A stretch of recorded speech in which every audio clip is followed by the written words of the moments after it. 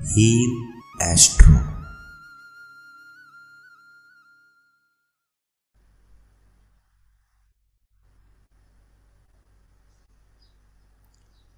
नमस्कार नवनीत जी। नमस्ते।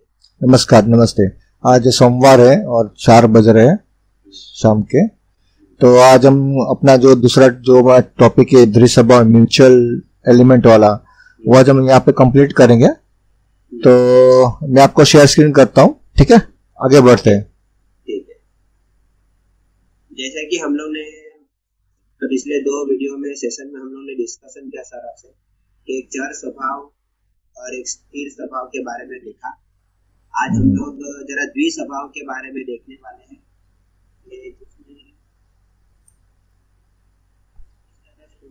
आप सवाल हो सकते हैं, आप जवाब दे सकते हैं। जैसे हम लोगों ने बताया ये खाली हमारा प्रैक्टिस है, बराबर। एक डिस्कशन है, हाँ। एक रूल है, रूल आपको लगाना है और कमेंट में हमको शेयर करना कि कहाँ तक आपका ये थोड़ा कहाँ तक ये आपको फिट बैठता है। यहाँ पे बताइए। ज्यादातर केसों में हम लोगों ने पाया है कि वो काम दे रहा है, तो हमें लगा कि इसके ऊपर आपको इसलिए हम लोग ये जो बना रहे हैं क्या बोल सकते हैं, ताकि हमारा तरीका है। तो जैसे यहाँ पे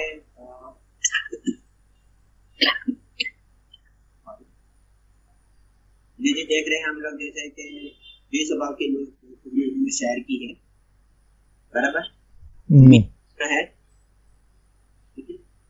और केंद्र के 4 भाव जो हम लोग इसके ऊपर हमारा फोकस है। पहले हम लोग देखेंगे लग्न है, चौथा भाव है, 7वां भाव है और 10वां भाव है। 1, 4, 7, 10 ये 4 भावों के बारे में हम लोग थोड़ा देखने वाले हैं, ठीक है?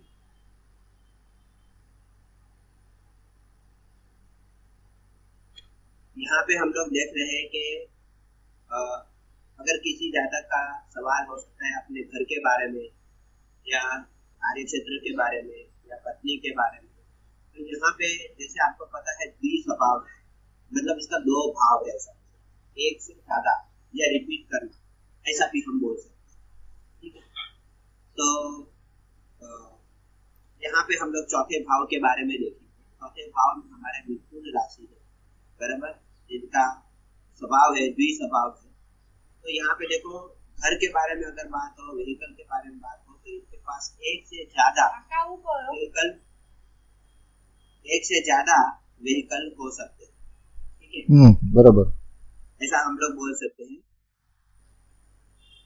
पहली वस्तु। और ये चौथे भाव जो है उसका जो स्वामी है बुध, ठीक है, वो चला गया है 9वां भाव में, बराबर। 9वां भाव जो है वो स्थिर राशि का है, बराबर।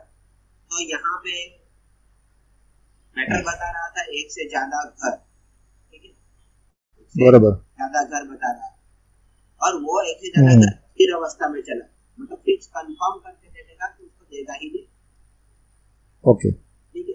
पहला चीज। दूसरी चीज ऐसी है कि जो चौथे भाव का जो स्वामी है बुध महाराज, वो अपने शत्रु की राशि में है, सब। तो जिसकी वजह से इनको जो घर मिलेगा उनमें थोड़ी दिक्कतें आएगी, ऐसा हम लोग बोल सकते हैं, ठीक है? इसमें बाकी के और फैक्टर भी देखने पड़ेंगे, जैसे लोन का भाव देखना पड़ेगा, दशा सब देखनी पड़ेगी, बराबर। यहाँ पे और एक मैं चीज ऐड करना चाहूंगा नवनीत जी। हाँ बोलिए। कि ये अपने से छठे में चला गया, अपने भाव से 6th हाउस में। तो यहाँ पे एक बात है कि जैसे हर एक मामले, हर एक कोई ना कोई तो सोच आएगी कि भाई अपने से छठे में गया है पर त्रिकोण में गया है, अपने से छठे में गया है पर ट्राइन हाउस में गया हुआ है, और दूसरा मालिक त्रिकोण में, बराबर। वो भी 2 पॉइंट यहाँ पे पॉजिटिव हमें यहाँ पे मिलते हैं। हाँ, तो मैक्सिमम पॉजिटिव पॉइंट को ध्यान में लेके हम लोग को प्रेडिक्शन निकालना है। बराबर, सॉरी, बेसिक चीज है वो तो हमें इसमें यूज करना ही पड़ेगा, लेकिन हमारा जो पर्पस है जो फास्ट कैलकुलेशन करना, फास्ट प्रेडिक्शन देना, उसके लिए हम काम कर रहे तो यहाँ पे जैसे मैंने 2 वीडियो में बताया, चर एलिमेंट में और स्थिर एलिमेंट में, कि हर एक भाव अपने में एसेंडेंट है। तो अगर हम 4th हाउस को एसेंडेंट बनाए तो घर बनाने के लिए उसका जो भावेश है 4th लॉर्ड, वो अपने से 6 में स्थिर राशि में चला गया, तो उसको घर बनाने के लिए उसको दिक्कत ही आएगी, क्योंकि वो शत्रु राशि में चला गया, बराबर ना। और जैसे मैंने बताया कि हर एक इवेंट के लिए एसेंडेंट को शामिल होना ही पड़ता है, पार्टिसिपेट करना ही पड़ता है। तो यहाँ पे जुपिटर देखो, जुपिटर अगर आप देखोगे तो वो भी अपने से सप्तम में और द्विसभाव म्यूचुअल में चला गया है। तो यहाँ पे हम ये एड ऑन कर सकते हैं कि भाई अगर उनको घर बनाना है तो वो 2 बार सोचेगा, जो निर्णय वगैरह है, डिसीजन पावर, वो जल्दी उतना ले नहीं पाओगे, हर एक को पूछना पड़ेगा कि ये लूं कि ये लूं। तो अपने बहुत टाइम क्या होता है कि इंसान एक ही फर्स्ट स्टेप में वो फाइनल कर देता है। बहुत ऐसे होते हैं टाइम लगाते हैं, तीसरे ऐसे होता है कि वो टाइम भी लगाते हैं और बहुत लोगों को पूछते हैं ये चलेगा वो चलेगा, ऐसा है वैसा है। तो यहाँ पे दृढ़ स्वभाव भी यहाँ पे एक्टिवेशन यहाँ पे देख सकते हैं आप। ये लोग सजेशन ज्यादा लेती है और फाइनलाइजेशन करने में बहुत टाइम चला जाता है। और दूसरा और एक में आप बता दूं कि 4th हाउस और 3rd हाउस का जो लॉर्ड है, अगर हमको देखना है इवेंट परचेस ऑफ प्रॉपर्टी के बारे में, तो जुपिटर गुरु महाराज और बुध महाराज दोनों एक दूसरे से 311 में बैठे हुए, 3, जिसे हम 3 एकादश बताए, तो यहाँ पे अच्छा है। तो वो भी कहीं ना कहीं उनको घर लेने से उनको फायदा ही फायदा, क्योंकि 4th लॉर्ड बुध महाराज है, वो लग्नेश से 3रे में है, पर वो 4th लॉर्ड अपने से लग्नेश गुरु महाराज अपने से 11th में चला गया, तो फाइनल इसको फायदा भी कर रहा है, क्योंकि 311 का यहाँ पे अपने में तीसरे से में होने की वजह से उनको थोड़ा एफर्ट डालना बस बराबर एफर्ट डाल दिया तो काम उनका फटाक से काम होने ही वाला। पर यहाँ पे हमको ये भूलना नहीं चाहिए कि मरकुरी बुध महाराज वृश्चिक में है, जो कंफर्टेबल साइन जोन में नहीं है, तो थोड़ा बहुत तो उनका दिक्कत आएगी। और एक बात मैं ऐड करना चाहूंगा, जो कुंडली का जो 6th भाव है लियो साइन 5 नंबर की सिंह राशि, वो भी यहाँ पे बैठे हुए हैं, यानी तो शुक्र महाराज बैठे, शुक्र महाराज है, ठीक है, ओके। सूर्य महाराज तो 10th भाव में। आप आगे बढ़िए, आगे बताइए। तो ये हम लोग ने 4थे भाव के बारे में देखा, द्विसभाव का कुछ है। वैसे ही हम लोग देखेंगे 7th भाव, शादी का भाव, जैसे या पार्टनरशिप है, जो भी चीज, तो हम लोग बोल सकते हैं वहां पे कन्या राशि, बराबर। और 7th भाव जो है पत्नी का होता है, शुक्र महाराज वहां पे भी बैठ गए हैं, ऑलरेडी देख ही रहे हैं। तो 7th भाव का जो मालिक है वो भी वापस बुध बन रहा है, वो भी बराबर मतलब शत्रु राशि में चला बराबर नहीं बोलेगा बराबर। तो यहाँ पे जो अगर उनकी मैरिज होगी तो भी उनमें एडजस्टमेंट करना पड़ेगा, ऐसा मैं बोल सकता हूँ, बराबर। तो पहले तो द्विसभाव है, तो एक से ज्यादा होने के चांसेस, पहला चीज होगी। दूसरा, या तो होगा ही नहीं, बहुत लेट चलेगा, क्योंकि द्विसभाव का मालिक स्थिर राशि में चला गया, तो स्थिर राशि ऐसे हम लोगों ने बताया कि बहुत लेट होने के चांसेस। मैं यहाँ पे और एक चीज पॉइंट ऐड करना चाहूंगा। जैसे मैंने बताया कि लग्नेश 12 के 12 भाव को हम एसेंडेंट बनाए, और जो एसेंडेंट है उसका भावेश, तो जातक यहाँ पे खुद मीन राशि 12 नंबर की राशि स्पाइसिस बना हुआ है, लग्नेश गुरु महाराज है, तो वो वहां पे उठकर चला गया 7th भाव में, अपने स्पाउस पार्टनर, डेली लाइफ, जाहिर जीवन और अपना जो विवाह वैवाहिक जीवन है, तो वहां पे वो सोचेगा कि भाई अगर ये शादी जैसी चीज है, पार्टनरशिप है, बिजनेस है, तो मैं 1 से 2 कर लूं, क्योंकि दृढ़ स्वभाव है। सोचेगा कि भाई एक है तो दूसरा कर लूं, दूसरा तो तीसरा कर लूं, और दूसरा कि 7th लॉर्ड भी अपने से वहां पे गया हो, तो टाइम लगाएगा, यहाँ पे सोचने में टाइम लगाएगा। तो यहाँ पे ये चीज भी मैं एड ऑन कर सकते हैं। यहाँ पे अभी ये पर्सन लगभग देखो हम देख सकते हैं कि 42 जैसे एज हो गई है, बराबर। और हमने प्रेडिक्शन किया था, मतलब तो अब तक तो मैरिज हुई नहीं है उनकी, बराबर। डेट बता रही है, मैंने बताया था कि 40 के अबाव ही मिलेगा, इसके पहले जो भी मिलेगा उसमें समझौता करना पड़ेगा, मैंने उनको बोला भी था, बराबर। तो ये अभी भी दिख रहा है, आज उनकी 42 के एज के अंदर भी बोलते उनकी विवाह नहीं हुआ है, तो हम लोग बोल सकते हैं कि जो उन्होंने रूट बोला है वो वहाँ पे एक्जेक्टली सूट भी कर रहा है या बैठ रहा है। यहाँ पे और एक मैं चीज ऐड करूंगा, कभी कभी क्या होता है कि 7th भाव और सप्तमेश अगर दोनों फेवरेबल है, अच्छी तरीके से सूटेबल है, तो कहीं ना कहीं मैरिज हो जाती है, पर फाइनल रिजल्ट हमें D9 में देखना पड़ेगा। हाँ, वो तो D9 यही क्योंकि वो क्रॉस है हमारा। हम लोग जो 3 वीडियो हम लोग बताए हैं, वो आप लग्न चार्ट से तो देख ही सकते हैं, लेकिन इसका हिडन पावर कितना है वो आप D9 से भी देख सकते हैं। क्योंकि यहाँ पे ऐसा है कि जैसे भी हम समझो, मैंने अभी देखा कि भाई एक सब 7th लॉर्ड है कन्या राशि 6 नंबर की, उसका जो लॉर्ड बुध महाराज है वो आपका 9th हाउस में वृश्चिक राशि में 8 नंबर में बैठा हुआ है। तो यहाँ पे हम क्या बताएंगे कि भाई 8 नंबर की राशि बोलते, तो एक राशि 30 डिग्री की होती है, 30 डिग्री का स्पेन होता है, उसमें से वो एक पर्टिकुलर सेक्टर में बैठा हुआ 3 डिग्री 20 मिनट, जिसे हम D9 या नौमांस कहते हैं। तो यहाँ पे आप देखोगे मर्क्यूरी जो है वो मर्क्यूरी वापस स्थिर में चला गया D9 की नौमांस की कुंडली में 4th हाउस में, बराबर। तो यहाँ पे वापस यहाँ पे कंफर्मेशन मिल जाती है कि कहीं ना कहीं शादी में थोड़ी बहुत देरी भी आपको मिल सकती है यहाँ पे। तो बहुत सारे ऐसे कंट्रोवर्सीज है, लेकिन हम हमारे तरफ से बेस्ट में बेस्ट देने की कोशिश करेंगे आपको। और तो ये जो कुंडली की जो इवेंट थी मैरिज को लेकर, बराबर। और कुछ प्रॉपर्टी के बारे में इनका कुछ है क्या, कुछ 3rd 4th हाउस के बारे में? बिजनेस के बारे में अभी रह गया है थोड़ा, हम लोगों ने 4th हाउस में देखा है। और हाँ, एक और बात बताना चाहता हूँ कि जैसे आपने बात छेड़ी अभी, जैसे मेरा उनका घर पे विजिट हुआ था, तो मैंने बताया जैसे 4th हाउस जो है घर का बारे में, तो वो आपने जैसे बताया कि अपने से 6 में गया है, पहला चीज, बराबर। फिर दूसरा मैंने बताया कि फेवरेबल राशि नहीं है वहाँ पे उनके लिए, तो उनका घर जो है ना उतना वेल डेवलप नहीं है, छोटा है, बराबर, और कंडीशन भी बराबर नहीं है, ऐसा मैंने देखा था वहाँ पे उनकी कुंडली के जरिए। एनालिसिस भी वहाँ पे वेरीफाई मैंने देखा है, उनका घर इतना अच्छा कंडीशन में नहीं है, बराबर। तो यहाँ पे दोनों चीज वेरीफाई मैंने उधर ही कर दी थी, लेकिन जो बात हमारे मुद्दे की विवाह के बारे में सवाल था, तो हम विवाह के बारे में ही उनको बताए। यहाँ पे ये जो द्विस्वभाव म्यूचुअल एलिमेंट का जो मैं मुद्दा उठाया, उसके अलावा आप ये भी देख सकते हो कि 7th हाउस में शनि महाराज खुद विराजमान है, बैठे हुए स्थित है, और थर्ड एस्पेक्ट लॉर्ड के ऊपर है, 7th लॉर्ड, और कहीं ना कहीं लग्न भी चपेट में आ गया, लग्नेश भी चपेट में आ गया, 7th लॉर्ड भी चपेट में आ गया है। तो कहीं ना कहीं जो डिले वाला फैक्टर है वो यहाँ पे बहुत काम करता है। शैतान का कैसा है यहाँ पे सर, मैंने उनको एक सजेशन भी दिया था, जब भी किसी भी जातक की कुंडली में शनि गुरु का अगर योग होता है, बराबर, तो उनका जो पार्टनर रहता है वो एज में थोड़ा उनसे बड़ा हो सकता है, मतलब एज गैप बहुत कम मिली।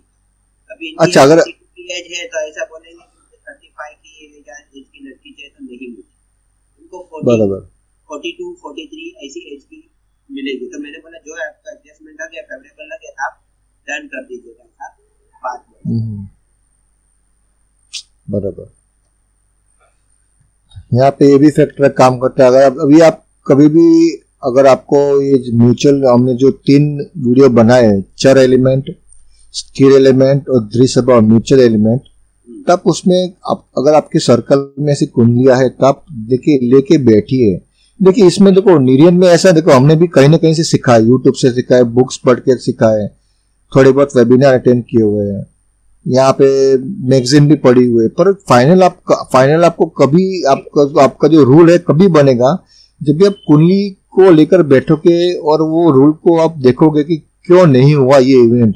कभी कभी क्या होता है कि इंसान हर एक तरीके से फाइनेंशियली साउंड रहता है, अच्छे घर का खाता पीता रहता है, आप लेडी पकड़ लो या फिर अपना लड़का पकड़ लो, इंजीनियरिंग पढ़ा लिखा है, या फिर वो लड़की है वो IT ग्रेजुएट है, USA में है, फिर भी शादी नहीं हो रही। तो कहीं ना कहीं एक सोच आनी चाहिए, घर वाले भी परेशान रहते हैं ऐसा क्यों हो रहा है।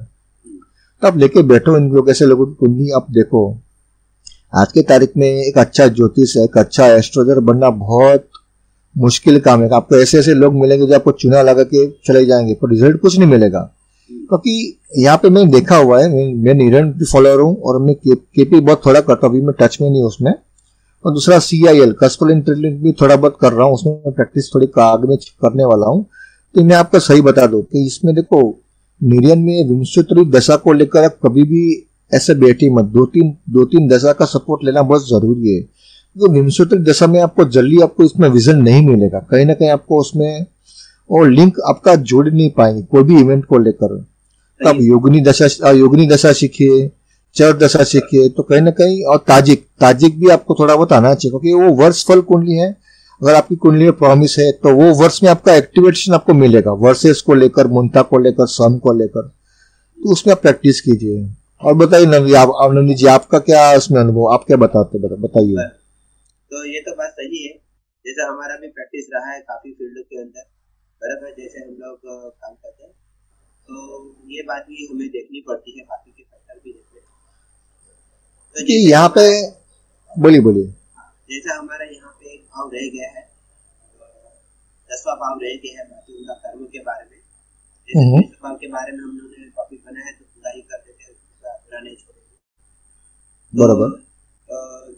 कर्म स्थान में देखा जाए तो यहाँ पे धनु राशि है उनकी, बराबर, जैसे आपको नाम पता है गुरु की राशि है, तो जो भी द्विस्वभाव है, तो यहाँ पे द्विस्वभाव राशि का जो मालिक है कर्म का, वो भी गुरु महाराज है, वो भी 7वें भाव में चले गए, वो भी वापस द्विस्वभाव राशि में है, उनके लिए इतना फेवरेबल नहीं है वो राशि। तो हम लोग बोल सकते हैं कि यहाँ पे भी उनका जो बिजनेस है वो एक से ज्यादा हो सकता है। जब उनसे बातचीत हुई थी तो उनके 2 जगह पे बिजनेस सेटअप देखने को मिले, बराबर, लेकिन एकदम वेल कंडीशन में ऐसा नहीं बोलूंगा, स्मूथली चले, ऐसा नहीं कि भाई चलो भाई ऑफिस में पहुंचे या फिर फैक्ट्री में पहुंचे, इजीली डे स्पेंड हो गया, इजीली डे का एंडिंग हो गया, ऐसे नहीं, कहीं ना कहीं कुछ ना, क्योंकि यहाँ पे कैसा कि 10th लॉर्ड वर्गो साइड में 6 नंबर की राशि में कन्या राशि में गया हुआ है, जो काल पुरुष की कुंडली में 6ठा भाव दिखाता है, 6ठे भाव की राशि है, 6th हाउस। तो ये डिस्प्यूट दिखाता है, झगड़े दिखाता है, कहीं ना कहीं आर्ग्यूमेंट वगैरह दिखाता है, तो ये फैक्टर वहां पे काम करता है। सही है ना, बराबर। तो यहाँ पे उनके बिजनेस 2 जगह पे सेटअप है, क्योंकि एक से ज्यादा तो दिख ही रहा है यहाँ पे, लेकिन वो अच्छे कंडीशन में नहीं चले, उनको बहुत भागा दौड़ी कर, बराबर, फेवरेबल साइड में नहीं होने की वजह से उनका ऐसा हो रहा है। तो जैसे तो हम लोगों ने जो प्रेडिक्शन किया था, रिजल्ट तो उनको मिल ही गया है, बराबर, जो बातें बोली थी वो सब उन्होंने फॉलो की है। विवाह के बारे में थोड़ा उनका प्रश्न रहा था, तो हम लोगों ने उसके बारे में बताया था। अभी उनके ऊपर डिपेंड है, अभी वो किस तरह से एडजस्टमेंट करके पार्टनर को एक्सेप्ट करते हैं, उनके ऊपर। कभी क्या होता है कि पर्टिकुलर एज निकलने के बाद में इंसान सोचता है कि भाई अभी मैं आगे मूव ऑन करूं या ना करूं, क्योंकि पर्टिकुलर एज के बाद में अगर वो मैनेज करता है और चाइल्ड बर्थ होता है तो बहुत भारी पड़ता है, क्योंकि आगे चलकर अगर वो इंसान बीमार पड़ता है या कुछ क्रॉनिक डिसीज हो जाती है या हो जाता है तो बहुत भारी पड़ता है। क्योंकि बच्चा जब भी बड़ा होता है तो उसको पूरा उसकी जो बचपन, उसका जो जवानी, माता और पिता की, फादर मदर की, उसकी डिजीज को लेकर हॉस्पिटल के धक्के, डिस्पेंसरी, उसमें ही चला जाता है। उसको वो बचपन और जवानी जो जिस तरह से एंजॉय करनी चाहिए, जो कुछ करना चाहिए, सीखना चाहिए, वो मिलता नहीं था। आज के जमाने में ये बहुत, देखो कुंडली एस्ट्रोलॉजर का जो ज्योतिष रहता है, एस्ट्रोलॉजर, उसका मेन है तो पैसे। कभी मैं कुंडली देखूं 1000 रुपया चार्ज मार लिया, 2000 चार्ज मार लिया, ठीक है, अपने हिसाब से बराबर है, आपका नॉलेज है, आप करो। पर कोई एक इंसान आपके पास में आता है तो एक चीज लेके आता है कि भाई क्यों इवेंट नहीं हुआ है, उसको एक मन में चिंता रहती है ना कि भाई ये इतना देरी क्यों लग रहा है, सब ठीक है, पढ़ाई में क्यों इंटरेस्ट नहीं ले रहा है। तो वो आपकी ड्यूटी है, नो डाउट, आप फीस चार्ज कीजिए एज पर योर नॉलेज, पर किसी को चीट मत कीजिए। क्योंकि मैं आपको बता दूं कि मैं यूट्यूब में बहुत अच्छे एस्ट्रोलॉजर है दीपांशु गिरी जी, उनका ल्यूनर एस्ट्रो करके चैनल है यूट्यूब में, आप उनके वीडियो देखिए। हमारे बहुत पुरानी किताब है कर्म विपांक संहिता करके, उसमें भगवान शिव, महादेव और माता पार्वती के संवाद रूप में ये पूरा किताब है, नक्षत्र के पद के ऊपर कि आपको अगर ये जन्म मिला है, क्योंकि देखो विंशोत्तरी दशा है ना, वो चंद्रमा के नक्षत्र जो होता है वहां पे वो चंद्रमा एक पद के ऊपर एक पर्टिकुलर चरण में स्थित होता है। तो क्यों मिला है हमें, तो वो नक्षत्र क्यों मिला, तो उसकी पूरी की पूरी जो 28-27 नक्षत्र है और हर एक नक्षत्र के जो 4 चरण है, तो उसके ऊपर एक पूरी किताब है वहां पे, क्यों पास्ट लाइफ कर्मा जिसे हम कहते हैं। अगर अभी ये लाइफ में हमें बहुत अच्छे घर में हमारी जो पैदाइश है, अच्छा फाइनेंशियल, फिर भी ये डिजीज क्यों रहता है, क्यों ऐसे लॉसेस होते हैं, पर्टिकुलर हमारे घर में पर्टिकुलर 1-2 साल के अंतराल में कोई डेथ हो जाती है, या फिर पितृदोष की वजह से वंश आगे बढ़ता नहीं है, IVF करनी पड़ती है। तो ये पूरी जो गुड बातें हैं वो उसमें समझाई गई है कि पास्ट लाइफ कर्म की वजह से, क्योंकि ये किताब ऐसा बहुत जेन्युइन किताब है, आपको मिल जाएंगी तो पढ़िए आप, तो वो बहुत बढ़िया। तो उनको बहुत सारी वीडियो, दीपांशु गिरी जी है लूनर एस्ट्रो यूट्यूब में, आप उसमें जाइए, आपको उसमें बहुत सारी वीडियो आपको देखने को मिलेंगे, आपको सर्च करना पड़ेगा, वो वीडियो ढूंढना पड़ेगा। तो ये क्या मैं ये आपको इसलिए बता रहा हूँ क्योंकि एस्ट्रोलॉजर की एक ये रहती है, एक रिस्पॉन्सिबिलिटी, एक जवाबदारी रहती है कि भाई क्यों ऐसा है। ऐसा नहीं कि भाई आपने कुंडली देख ली, 2-3 हजार आपने ले लिया, इट्स ओके। हमको बताना पड़ेगा कि अगर बहुत लोग रेमेडी देते हैं, बहुत लोग रेमेडी नहीं देते, क्यों कि भाई मुझे रेमेडी अगर मैं देता हूँ तो सामने वाला करेगा नहीं करेगा सच्चे मन से, तो मुझे भुगतना, इट्स ओके। वो अपने सब अपने के ऊपर रहता है। अगर आप एस्ट्रोलॉजर बने हो, एस्ट्रोलॉजी सीख रहे हो, अगर आप किसी को गाइडेंस देना चाहते हो तो अच्छी तरह से सीखिए। अभी नवनी जी ने बताया कि 10th लॉर्ड गुरु महाराज अपने से 10th में चले गए, कन्या राशि में, 6 नंबर की राशि में, जो फेवरेबल नहीं है। तो मैं नवनी जी आपको मैं एक रिक्वेस्ट करूंगा, ये तो बेसिक है, सबको आता होगा, फिर भी मैं पूछना चाहूंगा कि गुरु महाराज इतने बड़े ऑस्पिशियस प्लेनेट है, तो कन्या राशि में फेवरेबल क्यों नहीं है? उसको शत्रु राशि में हम जब भी बात करते हैं कि ये शत्रु राशि में गया, ये मित्र राशि में गया, तो उसके पीछे का लॉजिक क्या है वो आपको सबको समझना चाहिए, उसका बहुत बड़ा वो रहता है। आप अपने हिसाब से बताए नवनीत जी, ये छोटी सी बात तो आपको बतानी ही चाहिए आपको, तो आपके व्यूअर्स को भी समझना चाहिए कि हम ये बता रहे तो उसके पीछे की वजह क्या है, बताइए नवनीत जी। देखो इसमें तो बहुत सारा, ये बहुत बेसिक है, पर वो जातकों को समझना चाहिए। देखो विदाउट बेसिक मैं भी मानता हूँ, बेसिक बहुत बेसिक पता ना। अभी ये तो यहाँ पे तो क्या है, गुरु महाराज जो है ना वो प्रैक्टिकल साइड में चला गया है, ये पृथ्वी तत्व भी हो गया, और गुरु महाराज जो पृथ्वी तत्व के तो है नहीं, बराबर, तत्वों के हिसाब से भी ये डिस्टर्बेंस है वापस, बराबर। तो इसकी वजह से हम तत्व वाइज फेवरेबल नहीं है। और यहाँ पे नीच पूछ तो ठीक है, लेकिन तत्व वाइज फेवरेबल नहीं होने की वजह से उनका ऐसा रिजल्ट नहीं मिला। अगर आपको जानना ही है तो हम ऐसा शॉर्ट कोर्स लेके आएंगे, तत्व के ऊपर भी प्रेडिक्शन करेंगे, बराबर। वही कल हमारी यही बात पे चर्चा नवनी जी ने बताया, मैंने जो अगर बात छेड़ी दी है तो मैं बता दूं, एक शॉर्ट टर्म कोर्स लेके हम लोग आ रहे हैं, एलिमेंट प्रेडिक्शन। क्योंकि देखो यहाँ पे देखो जो जुपिटर है वो कन्या राशि में, पृथ्वी तत्व में, 6 नंबर की राशि में बैठा हुआ है। यहाँ पे शनि महाराज भी विराजमान है। अगर आप कन्या राशि वर्गो से अगर आप लो तो आपका इंटेंस्टाइन, जैसे अत्तड़िया हम बोलते हैं, तो अत्तड़िया में शनि और गुरु, एक वायु तत्व है और एक अपना गुरु है वो भी एक फायरी साइन का अग्नि तत्व। अभी आप अगर ये अत्तड़ी जो हमारा जो पूरा स्टमक में रहता है, गुरु सुनील जी आप ही बता दिए, आप तो माहिर है इसमें, आप ही बता दिए क्या होगा, आप बताइए। अभी उनका अतड़ियों में ज्यादा गैस का तकलीफ ज्यादा हो सकता है, बराबर, क्योंकि एक वायु तत्व है, एक अग्नि तत्व है, एक्स्ट्रा हीट एक्स्ट्रा गैस, बराबर। और कन्या लग्न है, अपने पेट के अतड़ियों का भाग बताता है, तो डाइजेशन सिस्टम का बहुत इरेगुलरिटी, बराबर।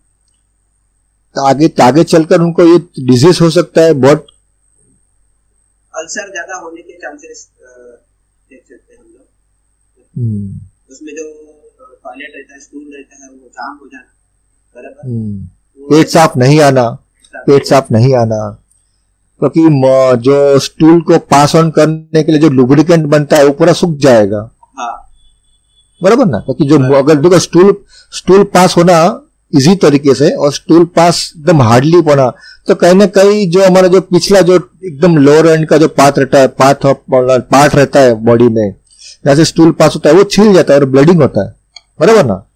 एक तरह का वो बहुत बड़ा डिजीज है, वो बाद में आगे चलकर बहुत बड़ा डेंजर होता है वो जातक के लिए, जैसा यहाँ पे दिख रहा है। तो ये भी बहुत काम करता है। तो नवनीत जी आप ये इसके बारे में बताइए, जो हम एलिमेंट का कोर्स लेके आ रहे हैं वो बताइए हमें। हाँ, तो ये हम लोग 4 एलिमेंट के बारे में देखेंगे, अग्नि तत्व, पृथ्वी तत्व, वायु तत्व और जल तत्व।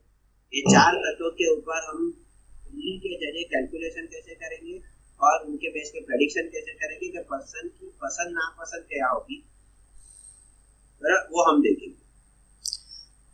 अगर आपके पास बर्थ चार्ट है नहीं है, प्रश्न कुंडली है, वो टाइम की गोचर कुंडली है, तो उसके बारे में कुछ बताइए नवनीत जी। देखो यहाँ पे तो हम प्रश्न कुंडली नहीं हो, आपकी हॉरोस्कोप भी नहीं हो, कुंडली भी नहीं हो, जन्म पत्रिका नहीं है, कोई प्रॉब्लम नहीं।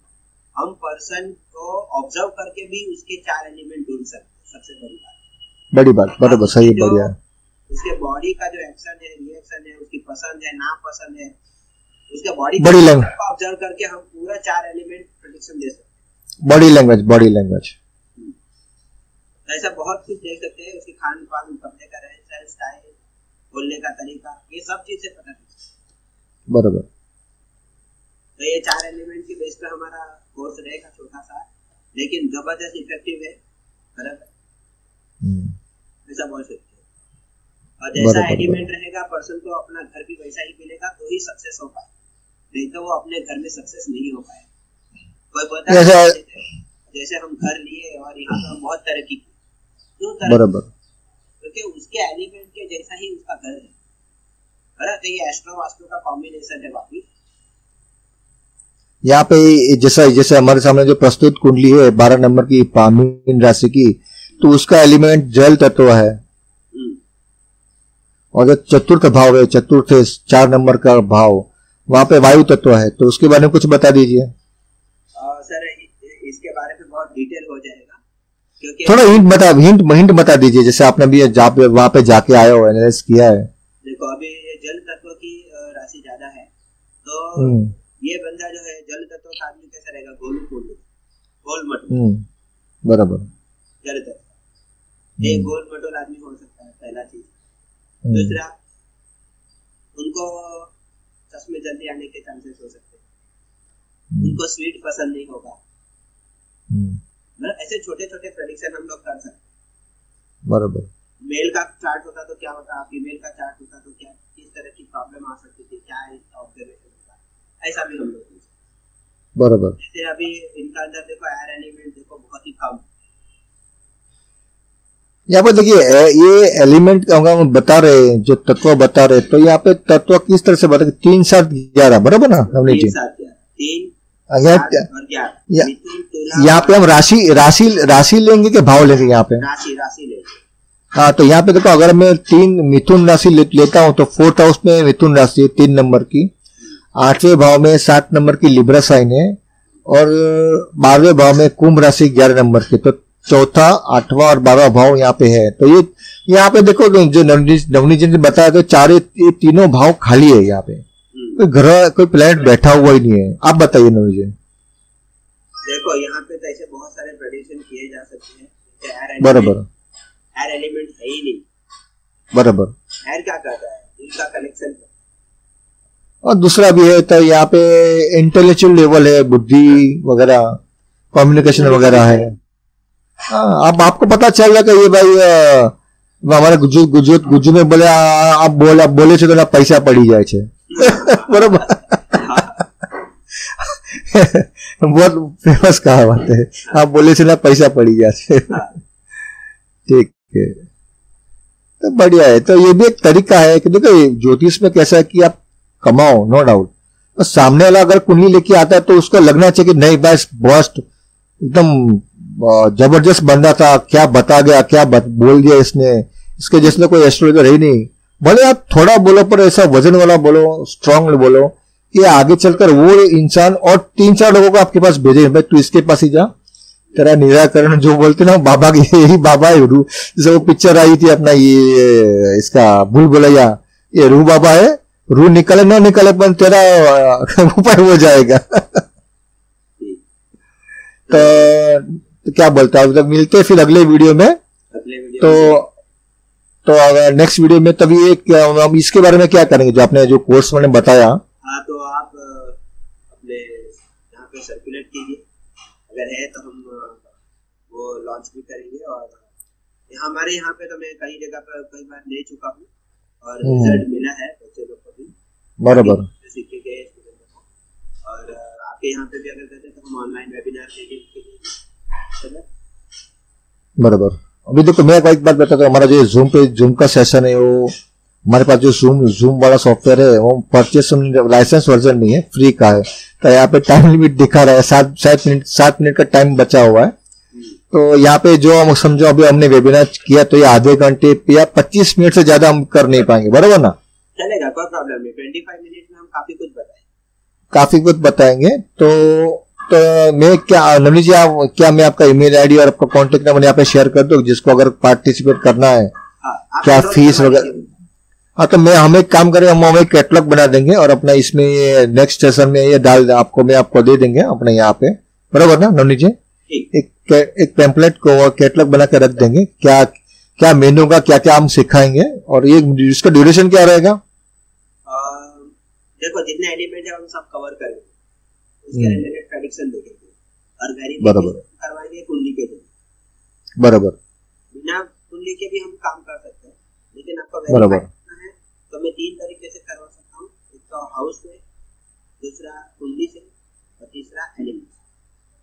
अगर ये पार्टिसिपेंट जो है तो अगर खुद की कुंडली अगर उनके फैमिली सर्कल या कुछ फ्रेंड का लेके आना चाहे तो उनको भी हम अलाउ करेंगे।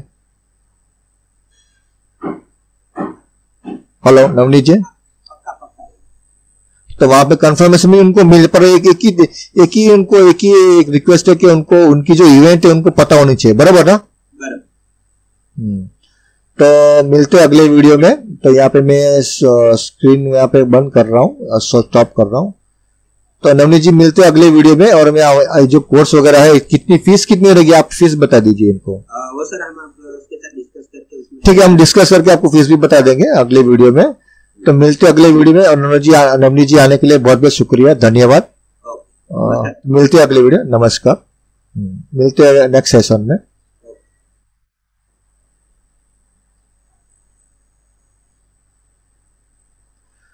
ओके।